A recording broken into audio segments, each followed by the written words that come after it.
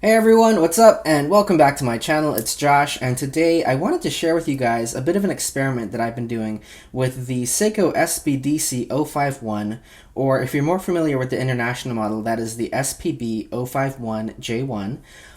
This is the 62 Mas reissue that Seiko put out, I believe, back in 2017. And I have been having so much fun with this particular watch recently. So before I give too much away, I'm going to roll the intro and a little bit of beauty footage, and then I'll meet you back here and we'll talk all about it. So stay tuned.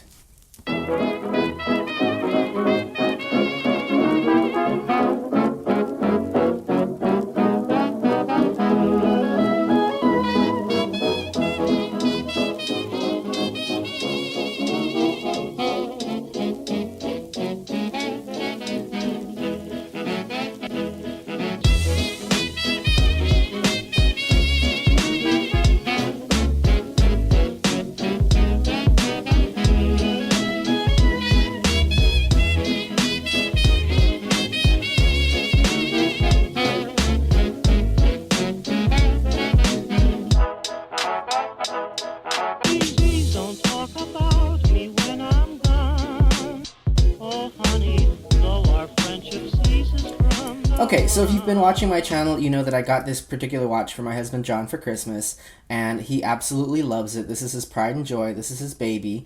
And then after getting it for him, I did like an unboxing and first look video, and then I did a comparison, like a head-to-head with my Tissot Seastar 1000 Powermatic 80 from 2018.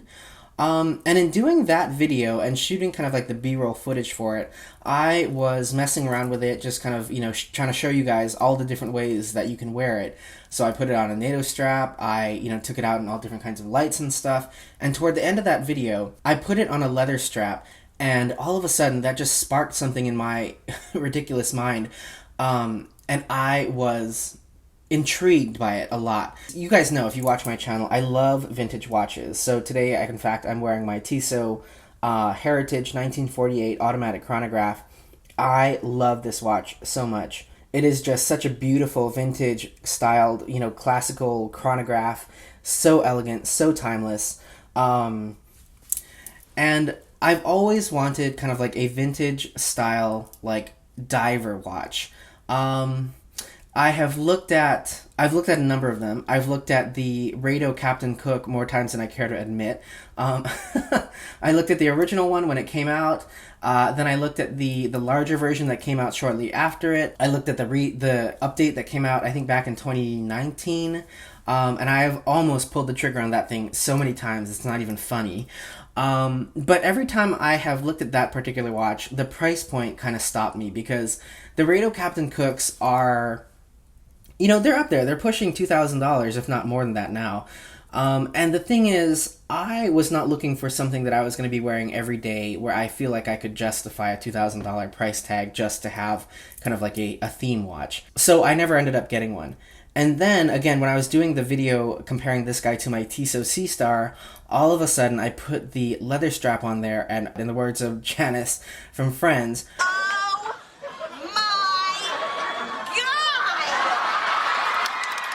like, you guys, how amazing does this look? Oh, I love it. I love it so much. I mean, is that not, like, just stop. This is amazing. This is absolutely amazing.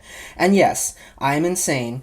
I loved it so much. I couldn't get it out of my head. So knowing that this is John's baby and that he would never ever relinquish it to me to, just mess around with it and just completely take it apart and put all kinds of different straps on it, I actually went out and I bought my own. I love this watch on a leather strap, kind of like a vintage style strap. Much like with all my other watches, this one happens to come from Shinola. It is, I think this is called Oatmeal, is the color. And it's a really, really beautiful texture to it. It's sort of like a micro suede on top. It's genuine leather, as all their straps are, made in the United States. But we've got a really kind of like soft, very suede-y or velvety grain to it, which I really love, because I think as time goes on, this will get weathered and it'll get beaten up and it'll get stained and it'll get, it'll develop its own very beautiful patina.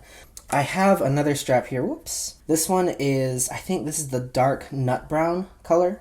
I'll put it here in the video in the title, what this color actually is. This is what I was wearing on it previously, and I like this one because it's got the white stitching on it, but I don't know, you know, again, going back to that Rado Captain Cook, and I'll put a picture here in the video for you to compare, I felt like the white stitching is a little bit dressy. It is a little bit too elegant, I think, for this particular watch. So I really did think it looked better on, you know, kind of like an unedged or an unfinished kind of leather strap here like this. I really think that on this particular watch, because it's a large-ish diver, because it's got a relatively heavy case, I think that the wide strap going all the way down actually suits it a lot better. The proportions of this seem a lot more correct, and I like that because we've got a very plain, very undecorated, strap here. It really allows the design of the case of this watch to shine. One thing I really like about this particular watch here is that we've got these straight cut lugs. That's a very kind of vintage style design. And, what's so amazing about that also is because, it's not like we don't have a curved lug here at the end or anything. It really does look like this watch could have come with a leather strap. Because you see how flush the leather strap sits right there inside of it? Oh my goodness. I'm so excited to start wearing this guy. So let me actually take off my Visodate here, and I'll show you this guy on the wrist. It is, like the title of this video I think suggests, right? It is such an unexpected, vintage, watch. Oh, gosh, I look like I'm an incompetent person right now. Okay, there we go. Look at that. Oh, how beautiful is this, right? Look at that detailing. Look at the way it sits on the wrist. Again, it kind of looks like this is how it was supposed to come from Seiko, or at least this was like a consideration going into it. Oh yeah. Oh, so perfect. Beautiful, beautiful, beautiful. And again, I think that because this is quite a heavy case, the wide strap all the way down here at the bottom really does help to kind of counterbalance it on your wrist and help it sit and stay nicely at the top of your wrist. I love all the detail on the SBDC. I think it's just such an incredible watch. I love the curved sapphire crystal, or the domed sapphire crystal here. We get a little bit of that, the kind of bluish, purplish AR tint on the bottom of the crystal. You get beautiful distortions on there. And the thing about this particular watch is that although the bezel looks like it could be ceramic, it's not. We have a stainless steel bezel insert that was then coated in kind of like a gloss treatment. So this could potentially scratch. But in this case, because I'm trying to add faux patina to it, well, not faux patina because it'll be actual wear that I'm putting on the watch, but I really, really would not mind if this thing started to get a little beat up, if I started to get chips on here, if I get lots of scratches. Very much like my Tissot Heritage Visodate. Look at this guy. I have got so much scuffing. You can even see it there, and we're not in that great light, but you can see here. Can you see that I've got all kinds of scuffing and scratching? This one shows a little bit more because it's a mirror polished casing there.